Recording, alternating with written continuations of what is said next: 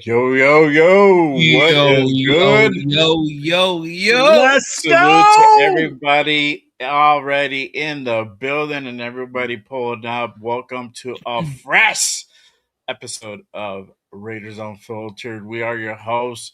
I am Jay Raider alongside the twins over here. I don't know the twins. But got the peoples in the building, Raider Wild and Raider Primos. Pulling up and Salute. tapping in. You already know what Oh, time it is. Make sure, if you guys haven't done so already, hit that like, hit that subscribe button on all three channels you see up here.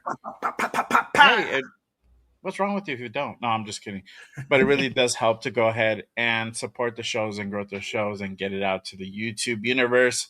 We appreciate you guys tapping in with us, rocking with us on this Monday night. All right, y'all. We got a pretty action-packed show for y'all. We got quite a bit to go ahead and kind of unpack today. A lot of things happening over the week and the weekend, and then today. So a lot of shit going down, and then we have our next game coming up in the matter of days, and our boys are already on the plane, or I don't know. I think they're taking the bus. I don't even know. I think they landed already. Yeah, I think they landed already. They should be on the plane. Don't be taking no bus. They're dog. probably in the They hotel get there room already. I was about by to say a fucking bus. next Tuesday and shit at this Yeah. point. This man Let's said not a take the bus. jet, dog. I'm Spin a like, little. what we Take in the the jet. '60s? No, and the crazy, this is how What are you, bad John my Raider Madden? fandom is. I was tracking the team plane, bro. Like, what are you, John Madden? Well, see here. Well, you go here and then go there. I don't know. I can't do it. John Madden voice. But we're gonna go ahead and get into it, y'all. Again, I appreciate you guys tapping in and rock with us on this Monday night. All right, let's go ahead and kick this thing off. Let's go over the Raider news and notes, y'all. So again, a lot to go ahead and cover today. I'm gonna go ahead and start off. Oops, hold on. Where's my trying to pull up my notes here? All right. What's on my? Oh, it's because I'm on the wrong one. Damn. All right. So we had a couple things going down. Again, over the weekend, we're gonna go ahead and cover that first. We're gonna go over the few signings that we had. Okay. Oh, it decided to lock me out right now. All right. Hold on one second, y'all. There we go. All right, so Raiders had a couple of signings over the weekend. Raiders went out and got themselves a defensive tackle, y'all. They got themselves a Foley Fatsasu. Maybe I'm saying that wrong. I'm pretty sure. I'm terrible with names, so don't judge me. All right, but let me go ahead and pull that up, and then shout out to our guy Raiders Resistance. If you don't follow Raiders Resistance, you're fired. I'm just kidding. No, but still come in for the stream. All right, Raiders go ahead and officially sign former Jets defensive tackle Foley Fatsukasi. And this guy, he's what about 6'5", 315, 320, baby. 315, 320 Sugar around that range. A Mm. big dude. So this is, I don't know if necessarily you would call this person a starter, but definitely some depth in that position. Something we really didn't address a whole lot earlier in this offseason. So I think this is a good added signage to our roster. Um, and then let me go ahead and pull up the other one real quick. And then Rays go out and get themselves a wide receiver. They go out and get themselves a former Commanders wide receiver Noah Brown, a vet to go ahead and add again, from my opinion, add some more depth to this room. I don't know. Maybe y'all can disagree or agree with me. I don't know. But for me, I feel like this guy is going to be a depth piece. But those are some of the transactions that kind of happened over the weekend. Some signings that kind of went down before I go ahead and get you guys' opinion on it, let me go ahead and do a quick roll call again. Appreciate you guys pulling up and tapping in with us. Let me go ahead and hit up the chat real quick because we got some people just right now pulling up as we speak. Shout out to my guy Gunsmoke in the building. What is good, my guy? Oh shit! Look at who here, man. My guy, I haven't seen you in a mad minute. Shout out to Tony Chef in the building. Salute, brother. Hey, man. Thank you for pulling up. Ooh, Tony. Welcome back, brother. Shout out to my guy Machiavelli in this. You already know. Part of that B2B team. Check out my guys. Machiavelli, Trey Majors, Raiders AQ, and then you already know my guy Mike and run down through the show. Want some breakdowns every Tuesdays and Thursdays. So make sure you guys tap in to the fellas as they do really good breakdown. So make sure you guys go ahead and tap into my guys. Shout out to Tan and Jack in the building. Another one. Damn, they're coming out of the woodworks. I love it. I love it. Hey, man, welcome back, brother. I haven't seen you in a mad minute. Shout out to my guy, Troy Gill in the building. What is good? Salute to you, brother. Noda Bot in the building. Salute, man. Good evening. Thank you for pulling up and tapping in. And I hope all y'all already at the crib because, man, it's late already. But if you guys are doing the night shift, I hope this helps to go ahead and make it go by a little bit faster. Again, thank you guys for tapping in. All right. So getting back to those signings, what are you guys' thoughts? I'm gonna go with Primos. What are your thoughts with the signing of Foley and then Noah Brown? Foley doesn't come as a shocker to me. You go to that first preseason game, we really struggled at getting pressure on the quarterback, and it started with our interior defense. You can even put Tonka Hemingway up there too. The entire defensive tackle room. It was very disappointing seeing the pressure. So them adding another depth piece to that, it's just bringing another guy to hopefully spark a room that can. We talked about the interior pressure. We need to get interior pressure on the quarterback. So hopefully he can be a good rotational piece to that room. And as far as Noah Brown, doesn't really move the needle for me. I'm kind of looking at him like a better version of Philip Dorsett, and we kind of seen how that kind of played out in with Aiden O'Connell against the Cardinals. So I think this is just another wide receiver we're bringing in that's probably going to be just a better Philip Dorsett. I don't see him really making the roster, but if need be, maybe he could be on the practice squad, or injuries happen. Could he be finding his way back onto this team come this week one? We never know, but yeah, it doesn't really move the needle for me with Noah Brown.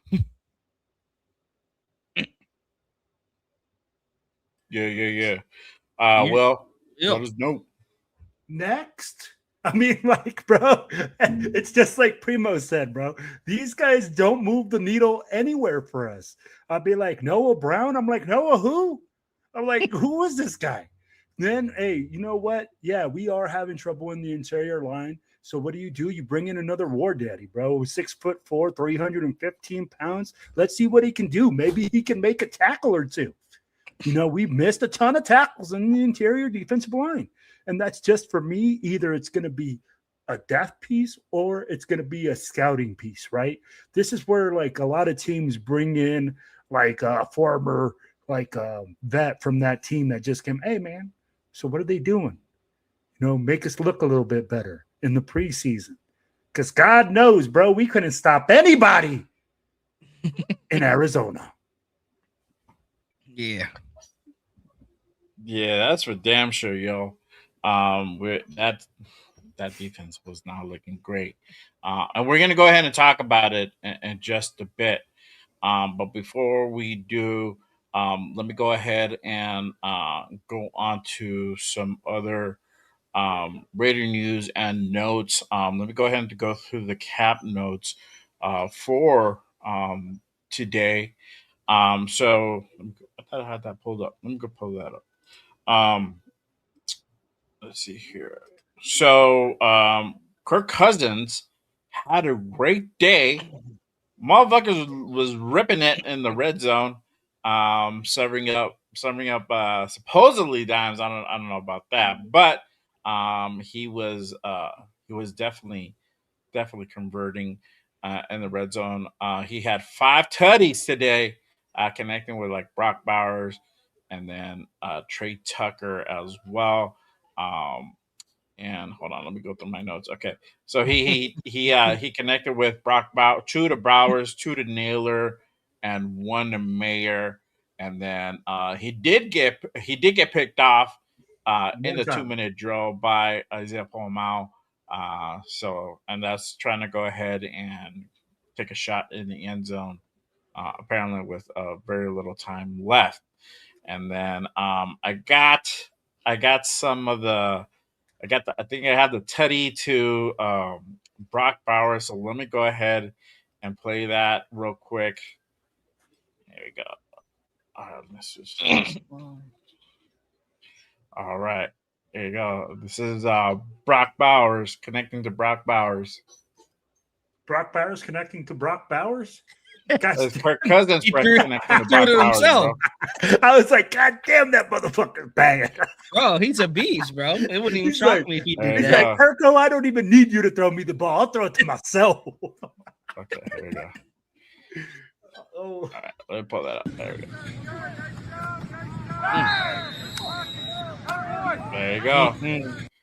Nice. So, bro, I said fucking Kirko and fucking Brock. There you go. So that's one that he connected earlier today with our boy, man, and that looking good, y'all. And then you had your boy Fernando as well. He had a little bit less productive day than Kirk. He only had 2 touchdowns for today, and for him, he was able to go ahead and connect with Mike Washington on a rollout, and then our guy Malik Benson on a slant. He did get a pass broken up by Dalton Johnson, and then he did he did have an incomplete pass that kind of fell short on the goal line to Brandon Johnson. But he did have a good clean 2 minute drill, and then he set up Matt Gay for a field goal. So that's a little bit on Fernando. On the other news as well, Ikazaya Maestas ran with the twos today, and Jermon McCoy ran with the threes today. So I don't know what that kind of necessarily stems from. If it's that they want to go ahead and just put masses to go ahead and maybe run with guys a little bit lesser caliber, maybe fix some of the stuff that we saw on Thursday. Same thing for Jamad. Since he ran with the threes, he did not look good out there. He did not look good. So I don't know if that. I feel that it's a little bit more because of that, because he didn't have a good outing on Thursday. So that might make more sense. But and then Porter ran with the ones all practice opposite of Stokes, so he was getting burned at with the ones. So and Porter did decent. He did get beat in one play, but that was a tough play that he did go ahead and get beat on Thursday on the back of the end zone. So I don't know if that's solely on him. You can also put that on Paul Mal that kind of missed on the coverage a little bit. Um, I don't have the exact footage of that touchdown, but there was on the view, there is a moment where kind of Isaiah goes towards the guy in front of him instead of the guy in back of him that Porter's covering to go ahead and help that out. But he decided to go ahead and stick with the guy in front of him. So, and then that's how Porter got cooked on that one. But let's go ahead and kind of get to the main thing here. And this just happened today. JPJ goes down during practice and he does not return. So with JPJ, he was alternating, he was rotating with Caleb Rogers with the ones, and then at some point an injury happened and he went down. He was able to go ahead and get up on his own power, but then he walked off the field, walked inside, and just did not return. After that, Caleb Rogers took all the reps with the ones. After that, since he did not return, But I wanted to go ahead and I wanted to go ahead and ask you guys this. Is this a cause of concern for JPJ? We know we've Yes. had issues. We don't. Hold on. Dial it back in the barn, dog. Well, I'm about to dong you. We Hurry don't- up. Hit you with we the don't know. dung right Hold- away, bro. I know. He's like, yes, it is. I'm like, wait, hold on, bro. Right off my head. But I don't know if we don't know what type of injury. They didn't disclose what type of injury it was or stinger or whatever. So it could be maybe maybe not his head. Could be his head. We don't know. We don't know. So and we don't know how that's kind of unfold for the rest of the week because tomorrow they start their joint practice or their scrimmage with the Houston Texans. So does he participate in that, or he's going to be excluded out until Thursday? What we don't know the plan exactly that's going to be behind that. So, what are y'all thoughts on JPJ? Is this a cause of concern? All right, well, release the Go ahead, Will. hounds. Go ahead, man. No, bro. I'm like, is it a cause for concern? Absolutely. If we're looking at JPJ's track record, availability is the biggest issue that JPJ has. Being available. I'd be like him being injured, being concussion prone, etc., is a big freaking negative on him right now. Especially when you're in a position battle.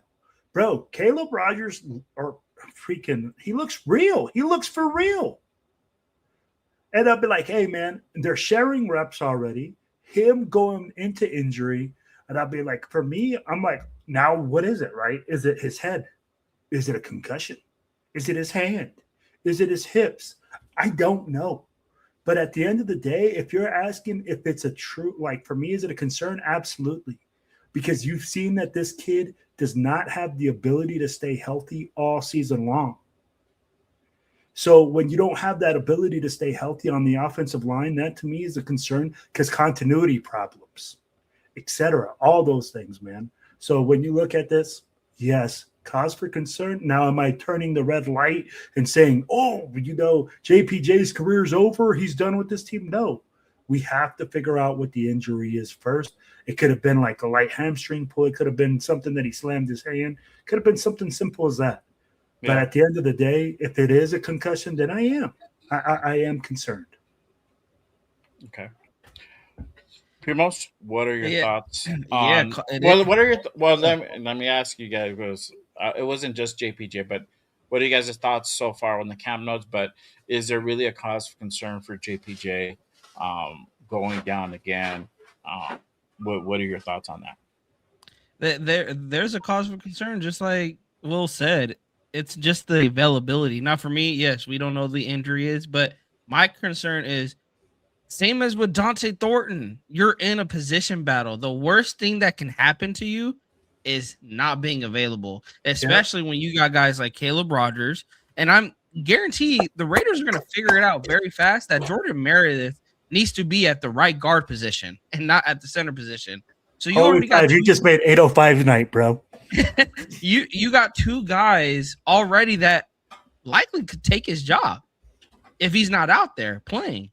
So again, we don't know what the injury is, but it is if you are in the JPJ camp right now, you are concerned about him going down. Now, hopefully, he can get right. We don't know if he traveled with the team today, so hopefully he can get right. Hopefully, maybe he might miss the joint practice tomorrow, but hopefully he can get ready for game time on Thursday because that's one thing you want to put on tape is some good game film, and he had a good outing Thursday, so I wouldn't be shocked if he has another one come this Thursday. But again, if he's out for that game, big cause for concern for JPJ.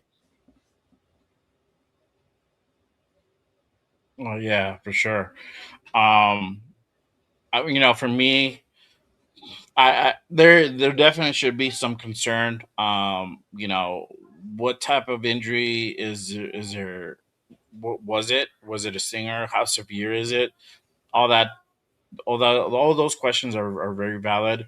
Hopefully, we get to find out. Hopefully, it's nothing. It's nothing major, and we can go ahead and just chalk it up to like a stinger type of thing. But if it's something more more progressive, more severe, then how's that going to impact for the rest of the preseason? How long would he be out? All that stuff, accumulates and takes effect. Because that's less time that he can go ahead and get prepared for the regular season, right? So, um, this is something where he's battled concussion injuries throughout his career since the collegiate level, and then I've been a big proponent. Wear the fucking goddamn Guardian cap, bro. Wear the condom on your head. Who gives a shit? I'll fucking stick a goddamn Raiders fucking shield on that shit. They'll do it for you, bro. It'll look cool. To protect your head, man. Not just for us, Yeah. for the team, for yourself, man. Yeah. It's gnarly, man. Dudes they change, taking too many concussions to the head. So, um, you know, it, the thing with the whole being injured thing is obviously you're only good at your best ability is your availability, right? So Yep. that's what the Yes. proponent what people say, right? And so, yeah, if he's not available, if he goes down again, I mean, what does that say? I mean, you might not see JPJ potentially with this team to come next year, or maybe before the deadline. They could decide to go ahead and like move on from him. I would not straight up. I would definitely not cut him because he's definitely a commodity. Because there might be a team who is probably in a worse position with their offensive line that can use a guy like JPJ. So definitely, there's a lot of value in him. But at the same time, too, this might be a situation where they might think twice about that. But sorry, Yeah. my kids are running crazy right now. Okay, this is what happens when I have to wait for Will. What, shouldn't they be in bed by now, bro? Shouldn't they be in bed by now? No, it's 9:30, dog. These kids don't go to sleep to goddamn fucking the witching hour, bro. That's why. You hear them? You know? That says in itself, bro. Send them kids to But yeah, school. I wish, bro. I'm just counting down the days at this point. But yeah, I mean, with the whole JPJ thing, honestly, hopefully it's nothing major. I haven't heard uh anything further than that, and I don't know if they're Yeah. gonna necessarily disclose that. So, but that's kind of where we're at with GPA. Obviously, we're gonna go ahead and continue to monitor it as Yeah. the week goes on, right? But yeah, Yeah. that's kind of where we're at with JPJ. So definitely something to go ahead and place I'm concerned about. Real quick before I go ahead and go any further. Let me go ahead and tap in back with the chat again. Appreciate you guys pulling up and tapping in. Shout out to my guy Hugh P in the building. What is good, my guy? Salute, salute. Shout out to 805 in the building. He says, "Don't you worry. Last time I checked, we got the Adam Butler. What is going on, my guy? Salute. Hey, and if you guys missed it on Saturday, make sure you guys go ahead and check out the episode of Good Morning Raiders that I did with my guy 805. We fucking broke down That was that a fire Thursday show. game. Like we That broke down was a that Thursday fire game show. from top to bottom, left to right, inside and out. And Y'all then made my work 805 shift go by so fast. Hey, and then 805 went to work on Sunday, bro, and really dissected that shit. By the time Yeah. he was done, man, there was nothing left of that game that was not touched, bro. So shout out to 805, man, the best in the business when it comes to breaking down film, man. So salute to my guy. Shout out to Rorschach Raid in the building. One of my mods here at Just Raiders. Appreciate you tapping in. Salute, salute. Let's see here. I got Tanner Jack. Shout out to Cool Kev in the building. What is good, my guy? Appreciate you tapping in. Let's see here. Shout out to Raider Nation 24. What's up? Got some sad news. I had multiple seizures today. So we're back in the hospital. Little man is really going through it. Needs hey man. And prayers, Nothing man. but loves and Prayers, prayers to him, man. I hope he gets better, brother, for sure, man. We are here for you, Yes. and I thank you for pulling up and joining us this evening, man. So hopefully we can, at least take your mind away for a little while, man, and make you. Hopefully we can make you laugh. Hopefully, I don't know. I'll try. I'm not that great at it. So shout out to my brother Marcus Banks in the building. One of my members here at Just Raiders. Hey, appreciate you, my guy. Haven't seen Yeah. you in a minute. Thank you for tapping in and rocking with us. Football season is almost here, so I appreciate you pulling up. Salute. Let me see here. Oh shit, you already know my guy 805. He on that. All right. I did it. I went on the other side, bro. I went on the flip side. The sticky of the ickiest is the one. The Mokes is not first, bro. I don't know what. He's What first in channel my you chat. watching? Oh, okay, all right. There you go. Yeah. I'm like, no, we already been out for a half hour. I'm like, that was like. Actually, no, he like was 5 not minutes first in my ago. chat. Never mind. Sorry, Demote, you were not first in my chat. That was like 5 minutes ago. It's like 9:31 my time, bro. Oh shit. 9:36. I'm like, what? That's all good, brother. Hey, thank you for pulling up, man. We appreciate you rocking with us on this Monday night. All right, man. So let's go ahead and kind of recap a little bit of that Thursday night game. Raiders versus Cardinals. Recap. I'm gonna go ahead and do the quick box score. I didn't get to do the box score on Thursday. I forgot. But let's go ahead and do It's that preseason now. for you, Jay. It's okay. Hey man, I gotta get the rust off, dog. So bear with me. Sorry. No, I'm just kidding, bro. I gotta get the rust off too. So there you go. All right, so let's go ahead and just kind of go over it. And I'm sorry to go ahead and make everybody relive this, but there's a point to this eventually. Okay. So 27-14 was the final score. We came out hot and dirty on that opening drive, took the lead, and obviously, they caught up, and it was kind of defensive disaster after that. We had we had some good points, but it just did not look good defensively. Total yards, we had 317 total yards. 214 in the air, 103 on the ground. We had 103 yards on the ground. We had 103 yards on the ground, and like majority of that is fucking Mike Washington's 60-yard run, dog. Bro, but That was a chunk of it, bro. That was a chunk of it. You know what we averaged last year? 77 yards a game. Wow. That's what we averaged last year. Rushing. You telling me Mike Washington got half of that, over half of that? Yeah, in one run? That was like 58 yards, and then he had another big carry. I'll go over his stats in a bit, but like then he had another carry. So like his is like the chunk of it, bro. And then you had Genty, do some. He had a couple carries as well, but then you had everybody. You had Lobby and so on and so forth. So. But yeah, it's Mike Washington mostly here, bro. So that's crazy. 16 first down to 23. We converted on half of our third downs. 7 out of 14. Fourth down conversions were just 1 of 3. We ran 56 total plays to 68. We're tied on sacks. We're 2 sacks apiece. Punted 3 times. And this is what kind of killed us. And shout out to Jeff. He was the one that kind of also pointed this out on Thursday, and he's kind of been talking about it. He has a great point. Shout out to my guy. We had 8 penalties for 75 yards, man, and some of these penalties are fucking dumb. I'm sorry, I'm not gonna sugarcoat it. They're fucking dumb. Like they are. Punching the ball away, tripping. Like, the fuck is that? Like, bro, this is not the UFC. I know the UFC is in Vegas, it's down the street, but you're not supposed to practice it on the football field, bro. Like, that's what they got gyms for. But yeah, there's some dumb penalties there. Time of possession, we didn't do a whole lot good in the time possession. They did beat us 34 minutes to 25. We had 43 tackles to 30. We didn't make any field goals, like field goal actual attempts, and then we're 2 out of 3 in the red zone.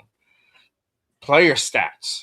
So for us, again, our guy Fernando Mendoza, 10 to 16, 97 yards. He had a quarterback rating of 100.3, 1 touchdown, 1 sack.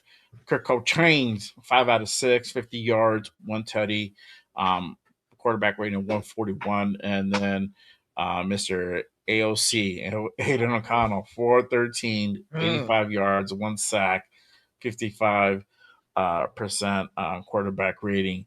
Rushing wise, we had our guy Mike Washington leading the charge, 6 carries, 63 yards.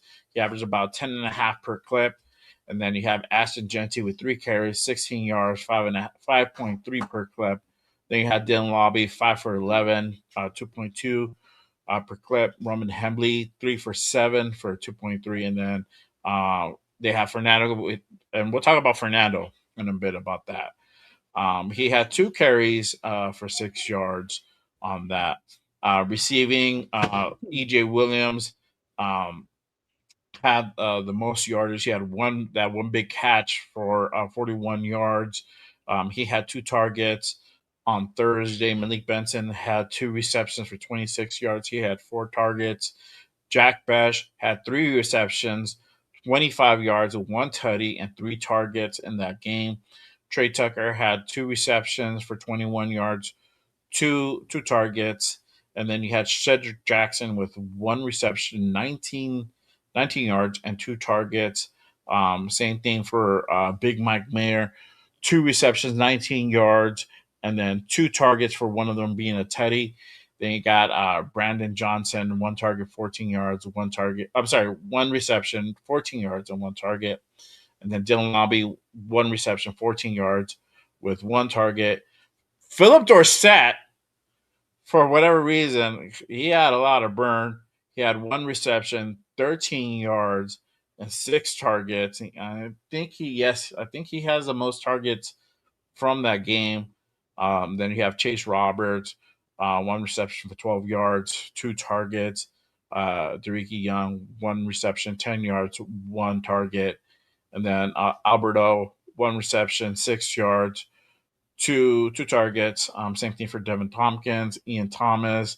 Same thing, just with 1 target. Mike Washington just had 1 target. And same thing for Aston Genty. On the flip side of the ball, we had Greedy Vance leading the charge, 4 tackles. He had 8 tackles, 2 assists. Patrick Johnson had 4 tackles, 1 assist, 1 sack in the game. Tommy Eichenberg, he had 4 tackles. Zeke Mastis, 3 tackles for 2 assists. And then you had Teron Johnson, 2 tackles. Same thing for Jeremy Chin, 2 tackles, 1 assist. Same for Quay Walker, Brendan Jackson. Cody Lindenberg, two tackles, 2 assists on that. Our guy, Cian Sloan, Kian. I've been saying his name wrong the whole time. Kian Sloan. 2 tackles, 1 assist, 1 big sack. So, hey, man, that is the guy you need to go ahead and keep an eye out for. Kian Sloan. He's doing big things. And I feel he's going to be a guy who could definitely make the 53 for sure. We'll talk about that in a bit.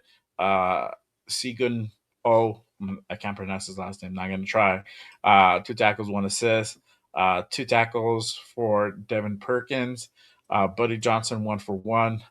Caleb Olford, 1 tackle. Stukes had 1 tackle, 2 assists. And then Nakobe Dean was 1 for 1. And then Eric Stokes had 1 tackle. Same for Dalton Johnson, 1 tackle, 2 assists. Jermon McCoy and JJ Pegues had 1 tackle apiece. All right. So there you have it. Let me ask you guys this. What were your thoughts on the first half? We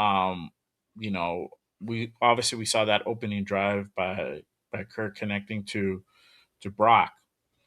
And then after that, defensively, like I said, we didn't look a whole good out there. What are you guys' thoughts on that entire first half? And I'll go with Primos. First half, I mean, Kirk Cousins opening drive. I mean, it looked like him and Clint Kubiak. They didn't even lose a step. I think Kirk talked about it, that it seemed to be fluid between him and Clint. It seems like they know exactly what they want to do. They have that relationship. And it showed on that opening drive. They went up and down the field. I didn't need to see anything else after that touchdown opening drive. And then on the flip side of that, the starting defense, our corners, our secondary, I get the play calling is vanilla, but just giving up too much space to the opposing wide receivers and really letting them have their way. And then it ended it with the Marvin Harrison Jr. touchdown. I gave Darian Porter a lot of criticism on that, but after looking back at the film, I seen what 805 was talking about. Isaiah Palomalu should have been at least in the way of the throwing lane to Marvin Harrison Jr. And he actually just let Marvin Harrison Jr. run right by him. Like he's seen him run right by him, and he did nothing but stay close to the flat. So I think the secondary definitely needs some work. Hopefully, now that they got some actual game time film, they'll clean that up. And then going into Fernando Mendoza's performance, he played like a rookie. I expected growing pains, but he made some throws out there that I did not expect a rookie to make.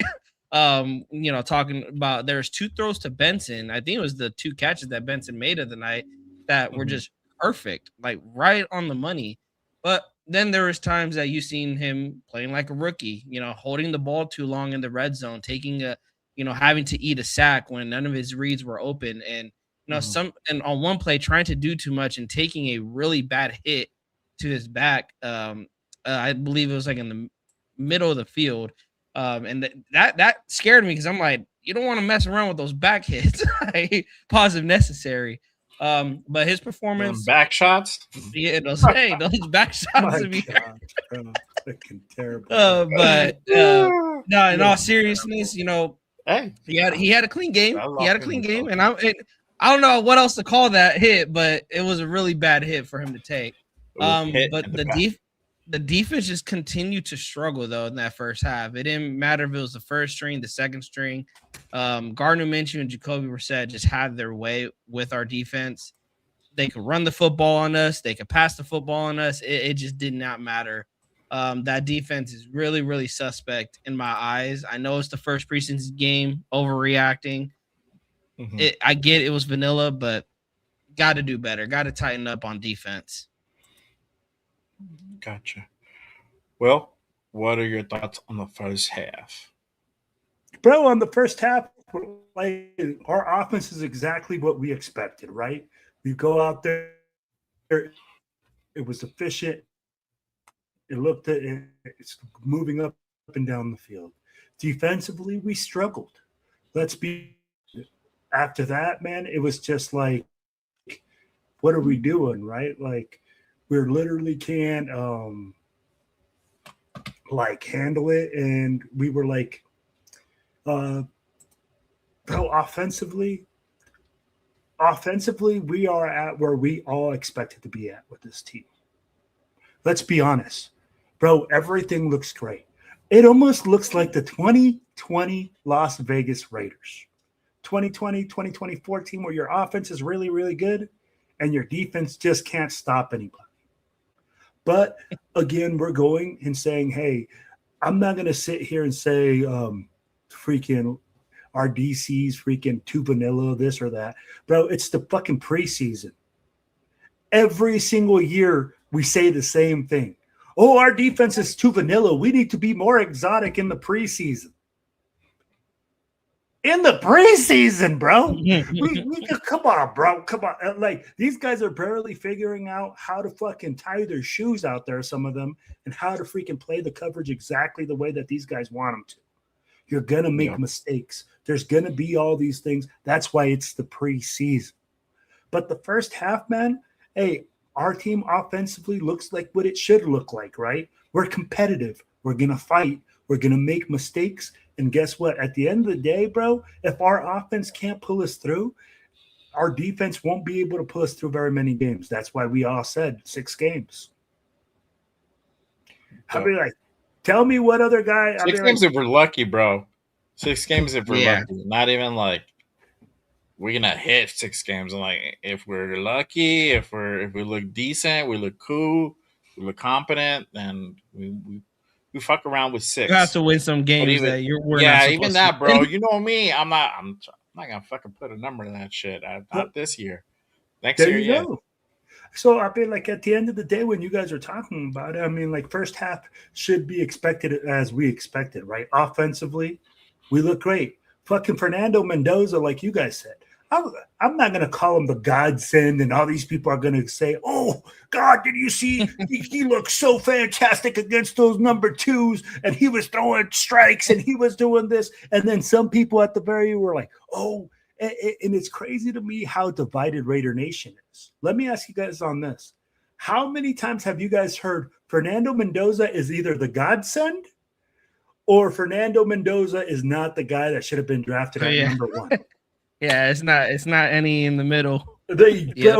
We can never agree anything as Raider Nation. So you know what, bro?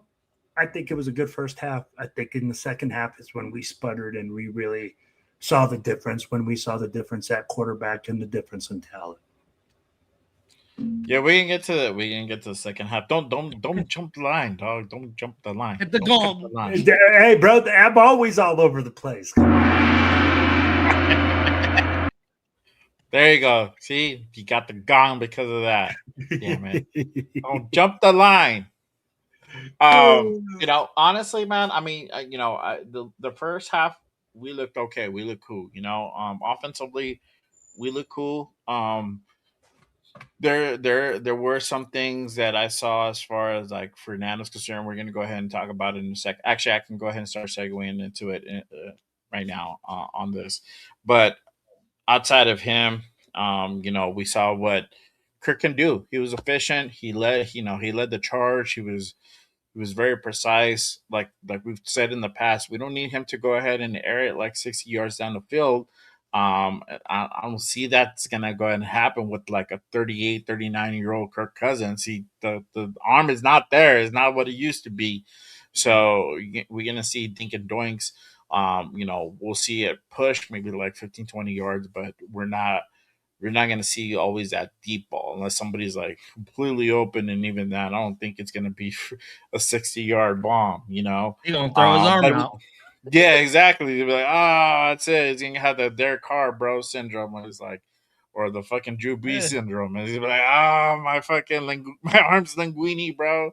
So we don't need him to do that. We just need him to be out there, be a leader, command the offense, be confident, and we know that this team is going to be a run first team, and I think we have good pieces. Obviously, we saw what Mike Washington can do. He had a fucking big ass run, and so that's kind of like a preview of things to come, in my opinion, with Mike Washington, because he had great vision, surprisingly, and I had to eat crow, bro, because I've said he's a one cut type of guy, and that dude did multiple cuts as Seth Darnold motherfucker for that 60-yard run. So he cooked people, bro. Yes, it was with the twos, or threes, or kind of like a missed batch. But I mean, he still had great vision. He still looked good. So for him, obviously, he needs more tests. But as far as defensively, there was quite a bit of mistakes. Guys just missing not doing the fundamentals. Zeke Mass is missing tackles. Jermon McCoy just not having. He's definitely. I don't want to say the word ring rest, but I think this is kind of appropriate, even though he's not in the ring. Field rest, if you want to call it. Got picked on multiple plays, and it's basically him not looking back at the ball, not really playing the ball like that. Those are little things that eventually he's going to clean up again. The guy hasn't played in almost 18 months. It's things like that are going to happen. On top of that, he's a rookie. First time seeing guys at this level, at this speed. It's a whole different other. This is a whole different other beast playing at this level, at the highest level. So, for him, it's gonna take him a while to kind of get his bearings, but at least with Jermod, I know we have a guy that can eventually maybe be a rotational piece. Right now, he's deaf, and that's fine. I'm okay with that. It's gonna take him some time, so not too worried right there. But let's talk about a little bit about Fernando's performance versus the Cardinals. Overall, I think he had a pretty good showing. There was little things that I noticed that he kind of did, and those are kind of rookie tendencies. And shout out to 85 who's in the chat. He pointed out even more But the one that I noticed off the bat is just that he was quick to go ahead and run with the ball. You take off, right? But the thing that really got me and was really like making me fucking sweat was the fact that he went head first into these tackles. Oh He did yeah. not slide. He did not use that slide method. And I understand maybe he wants to go ahead and show out his toughness and whatnot to the naysayers or whatever his mindset was to do that. I definitely I hope, and if he ever sees a clip on his YouTube stream that bleeps up and this gets clipped, bro, use the fucking slide method. We do not need you to get concussed or hurt or anything broken. Just slide, man. I mean, there's no shame. That's what it's there for a player to go ahead and down themselves, and not get that hit, And so he needs to kind of start utilizing that. One thing that 805 pointed out, he's too quick to go ahead and just run off the ball. He didn't really fully complete all his progressions on a pressure. And I think that's just kind of tendency that he had doing at Indiana. Just like if he feels that pressure starting to come and there's a lane open, he's quick to just to go ahead and exit out of there instead of either rolling to his right or rolling to his left or pushing up on the pocket. And again, those are little things that you will learn at this level because he's just not used to it at that collegiate level. It's just you're just like, hey, pressure's coming. I'm gone. I Yeah. got the lead. Let me go. I'll run, 15, 20 yards downfield.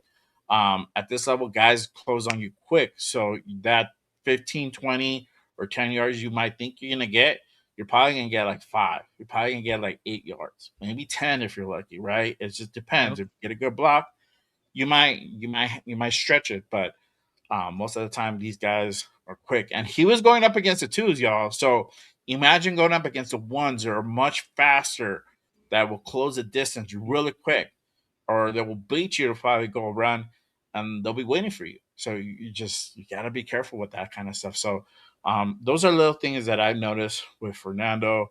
Some of the throws a little bit high, a little bit off. He did get bailed out once or twice here and there, but ultimately he was cool. Good first outing for him in the game scenario. And again, this is the first of what 3 outings that or 2 more outings that he's gonna have. So Yeah. definitely take advantage. Interesting to see how they're gonna go if they're gonna give him similar burn this next game, and we'll talk about that in a bit. But what are you guys' take on his performance on in this game, in this first actual like NFL game? Well, I'll go back to you, brother. What are your thoughts? Bro, honestly, Fernando Mendoza played exactly like what I thought he would. Bro, he played like a rookie. His first freaking drive, we all saw the jitters. We all saw him feel the pressure. We all saw the speed of the game going too quickly. Bro, Shout out to Arnie. all rookies go through this process. People keep going, oh, yeah, there's far and few guys that make the transition flawlessly. He came in and he ran the offense efficiently. Bro, we're talking about a guy that had 100.3 QBR with the 2s and the 3s. Yep. Okay. He didn't go out there and just like, oh, we have all the studs. We have all the ones. Everybody's like, boom. He doesn't understand the offense. He's still learning it. Bro, this kid has come out multiple times and humbly said, hey, I'm learning. Hey, I'm getting better at this. This is a process. This is, again, bro, he went through the process. There were some plays, yeah, where he tried to escape too quickly. And tell me how many other rookies do that, though, when they've had the athletic ability to extend the pocket. One thing that he did show me with those mistakes is he does have the ability to extend plays. I mean, like, he might not be able to run, but he can extend plays and he can make plays happen in different ways, right? Like, yeah, he took a hit and yeah, he had to learn how to slide. Bro, a lot of guys have to learn how to slide when they come from college. Not a lot of guys from college, they're 6'4", 215 pounds, and they're going against middle linebackers that are half their size. When you go to the league, everybody's that size. Everybody runs a 4-4. Everybody can freaking smash you. So you're going to learn all that. All that is a process, man. At the same time that we're going to sit here and say that Fernando on some plays didn't go through his whole progression, when he had a clean pocket, there was some times where he went through all his progressions and made the right throw. So at the end of the day, man, rookie quarterback, even though he's the number 1 pick, I think he's right where he's supposed to be. Okay, there you go. Primos, what are your thoughts? Man, can't say it better than Will, man. I already, went into his first half performance. Second half, came out. It seemed like a different Fernando for me. Like, it seemed like the throws he was making, like, they were off target, and like you said, Jay, kind of being bailed out on those throws. And the throw that I'm really talking about is the one in the back of the end zone. I think that was Tompkins that he was trying to get it to. I think so. I love the fact that it's either my guy gets or nobody gets it. But when you're down in that, you want to try to really throw an accurate ball in the back of the end zone. You want to try to get 6 points. But I do like the key stat is no turnovers. I will point that out. He had no turnovers in that game, and he played deep into, like, I thought he was only going to get the second quarter, but they even put him out there in the third quarter. Having that much burn and being a rookie, and I expected maybe he was going to get killed or basically get baited into throwing a pick at some point, especially because he loves those back shoulders. He loves those comeback routes. I was thinking to myself, he's going to throw a pick at some point, and I'm expecting it because he's a rookie, and he didn't. So that's one thing that impressed me. But to your point, Jay, what I want to see get cleaned up is protect yourself, and not always just tuck and run. Okay, try to go through your progressions, buy time, but also know when to throw the football away. Now, there was times he did. There was times he knew when to throw it away. But like I was going back to that hit, if there's nothing open downfield, just throw it away, live for another down. No reason to try to risk injury, especially here in preseason game 1. That is the one time you don't want to risk any injury. So just take what the defense gets you. Again, he's a rookie. He's going to learn that. But what I love that he pointed it out in his presser is that he acknowledged it. He acknowledged that, hey, I thought I could get to the outside and beat the linebacker. And I found out very quickly that these linebackers are faster than I am. So it seems that he knows the NFL speed is faster. And I'm expecting improvement going into this week. And hopefully he doesn't make the same tendencies, the same mistakes that he made this past Thursday.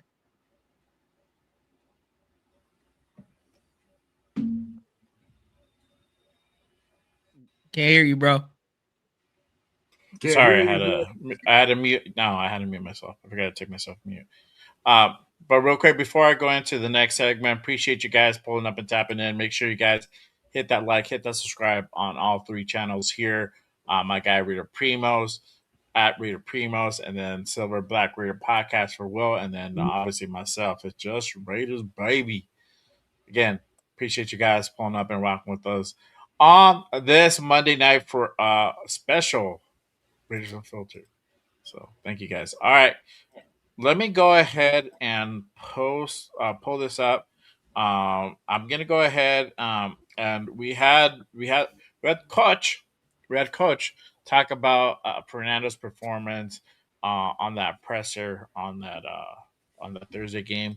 I'm gonna go ahead and give you guys that snippet of him talking about Fernando and just kind of raising, just kind of putting something out there, and we'll talk about it and see what you guys think about that. But here's Clint Kubiak on Fernando Mendoza. Again, salute to my guy, Raiders Resistance. Make sure you guys go ahead and give my guy a follow if you're not following him on already on X and of course on Instagram. But here's Clint. Well, he I thought he led a good scoring drive as far as getting in and out of the huddle and commanding the group and getting the play calls down. I saw the same guy that we've seen in practice. I see, an ascending player. We just got to keep getting better. Well, I thought he led a good scoring drive. Well, the decision to name the starting quarterback for the regular season will be team-based. So my question is, how soon you feel like the team is ready to name a starting quarterback, or is this still early in the process for you? Yeah, well, Kirk's been getting the reps with the ones. I think he's had a solid training camp, and it's his job to lose. That's good. There you go. So, there you have it. That's Clint Kubiak on Fernando Mendoza. He said, he talks about him being an ascending player, and it's obviously capable of leading the team down the field. And he's as far as right now, he's doing, in his eyes, he's doing pretty good. And obviously, it's Kirk's job to go ahead and lose. But all intents and purposes, we kind of know that it's going to be Kirk Cousins week 1. What are your guys' thoughts on Kubiak's statement from that presser? Primo, I'm going to go back to you, my boy. All right. I just love that we got a head coach that don't miss words. He's going to call it out as it is. And he basically said it is Kirk's job to lose. Kirk is the starter. We knew this even going to the combine, because that was their plan. Get a veteran in here. Hopefully he can take the reins until we develop our rookie quarterback until he's ready. Now talking about Fernando, he's the one calling the shots, calling the plays. And he said that he is an ascending player, getting the right calls, getting in and out of the huddle, leading them to that scoring drive. That scoring drive was impressive because let's not forget that offensive line shot us in the foot twice. I think there was 2 holding calls that pushed us back after having a good gain, and we still were able to score a touchdown. So that just shows the adversity that Fernando's going to overcome that. So he did show quality starter quarterback traits on that drive. But it is Kirk's job to lose unless Kirk goes out here and has a bad training camp. It seemed that lit a fire in Kirk's ass. Like he had, as you said earlier, he had 5 touchdowns today. So it is Kirk's job to lose. I think Fernando's still going to be quarterback 2 going into the season, but I would not be shocked if we do see Fernando at some point in this start during this season, whether that's what Will said, week 14, week 15, or God forbid earlier than that, because I think that would mean Kirk gets injured, but I wouldn't be shocked if we see Fernando this season. Yeah. Well, what are your thoughts on Clint's statements? Look, Clint been doing this for months now, bro. He ain't fucking around. He already told us who's going to be the starting QB. He said Kirk Cobain has got this thing until freaking further notice. At the end of the day, bro, I think Kubiak is hitting it on all cylinders, bro. This is a motherfucker, bro. We got a fucking coach. We got a real deal fucking Holyfield in there, bro. He is not fucking around. It's just like Primo said. He ain't mincing no words. He said, bro, the best players are going to play. And if you're telling me, because right now, bro, I'm telling you, I got another screen playing the all 22 of the game as we're going. And I'm looking at Kirko. And Kirko looks like he's on 100% command of this offense. And, bro, again. That's with no Brock Bowers, bro. Yeah, no Brock Bowers. Hey. Y'all forget. They ain't no Brock, but there was no Brock Bowers on Thursday. 100%. And he was using everybody else, and he was efficient. He knows how to run the offense. Bro, the motherfucker looks surgical out there. Straight up. And when you can run it like that, hey, what are we going to do and hate and say, oh, no, Fernando, no, bro. Fernando's right where he is at. And guess what? Raider Nation should be thankful that we got a starting quarterback and a backup now. There you go. Yep. We got a 1-2 punch. 1-2 punch. We got like a solid backup. If that, but we know Fernando, that's not the grand plan, but we do. That's kind of where it's at the moment. Yeah, for sure. Yeah, at the moment, exactly. I'll agree with that statement partly. Yeah, because he's a rookie. You know what? And what is it like? Let him mature. People are too worried about, hey, about one season. If you guys are looking for the future of this team, bro, Kubiak is doing that. He has an old dog teaching a young dog new tricks. There you go. Hard to say. Yeah.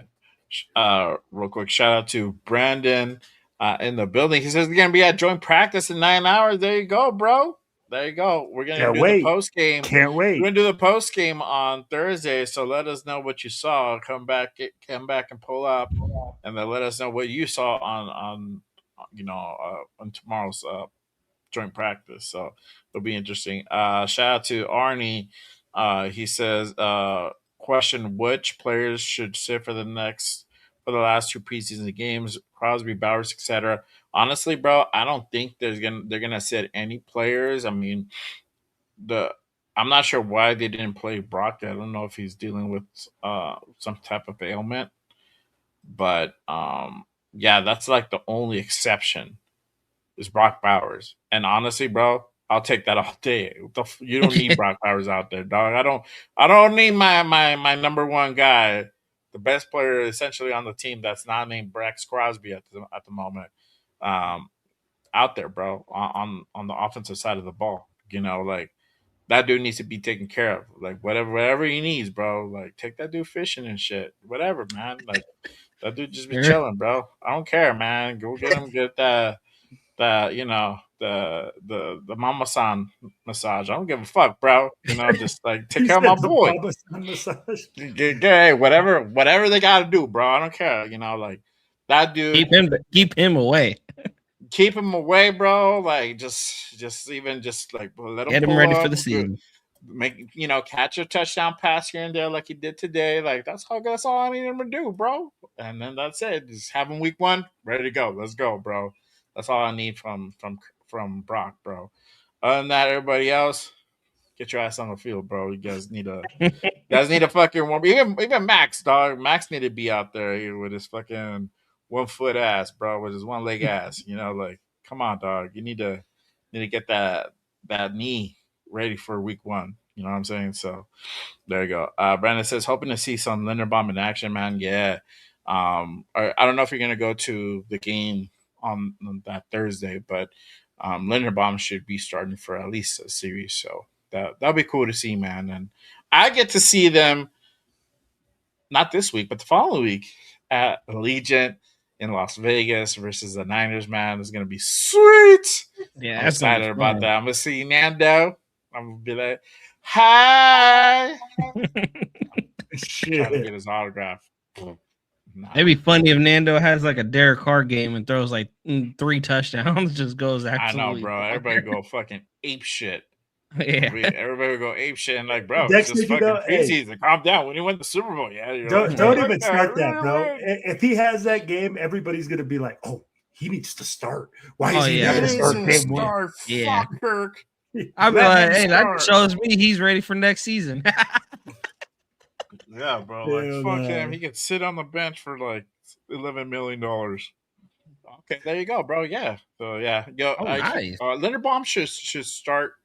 He should start and should have about a series of work. So, that should be cool to see, man. Yeah, he's obviously, man. He's the fucking anchor of that offensive line.